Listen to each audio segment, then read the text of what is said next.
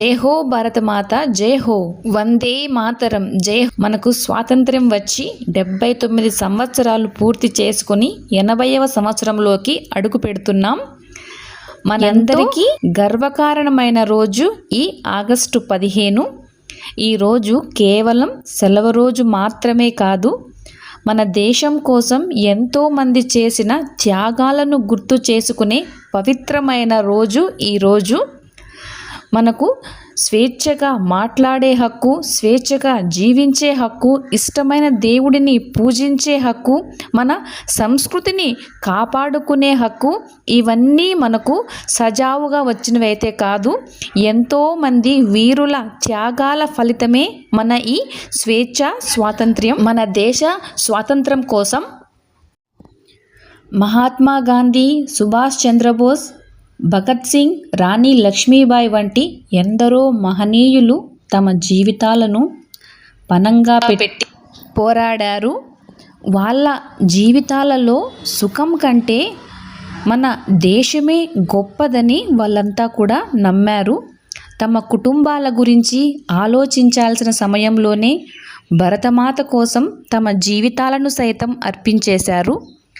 వాళ్ళు మన దగ్గరైతే ఏమీ తిరిగి అడగలేదు, కానీ మనం వాళ్లకు ఇచ్చే గౌరవం ఏదైనా ఉంది అంటే అది మనం మన దేశాన్ని ప్రేమించడం మాత్రమే. ఈరోజు ప్రతి వీధిలోనూ, ప్రతి ఇంటిపైన రెపరెపలాడుతున్న మువ్వన్నెల జెండా మన జాతీయ జెండాలోని ప్రతి రంగుకు కూడా ఒక గొప్ప అర్థమైతే ఉంది. పైన ఉన్న కాషాయం ధైర్యం, త్యాగానికి ప్రతీకగా నిలిస్తే, మధ్యలో ఉన్న తెలుపు వర్ణం శాంతికి అలాగే సత్యానికి ప్రతీకగా నిలిచింది. అలాగే చివరన ఉన్న ఆకుపచ్చ వర్ణం అభివృద్ధి అలాగే సస్యశ్యామల భారతావనికి ప్రతీకగా అయితే నిలిచాయి. మధ్యలో ఉన్న అశోక చక్రం మన జీవితంలో ముందుకు సాగాలని మనకు గుర్తు చేస్తూ ఉంటుంది. ఈ భారతదేశం కేవలం ఒక దేశం మాత్రమే కాదు, ఇది రాముడి అడుగుజాడల నేల, శ్రీకృష్ణుడి గీత పుట్టిన నేల, గంగమ్మ ప్రవహించే పవిత్రమైన భూమి. వెంకటేశ్వర స్వామి, శివుడు, అమ్మవారు, హనుమంతుడు వంటి కోట్లాది మంది దేవతలతో పూజించే పుణ్యభూమి మన ఈ భారతదేశం. మన దేశంలో ఎన్ని భాషలున్నా, ఎన్ని సంస్కృతులు ఉన్నా, ఎన్ని ఆచారాలు ఉన్నా కూడా మనమంతా ఒక్కటే, మనమంతా భారతీయులం.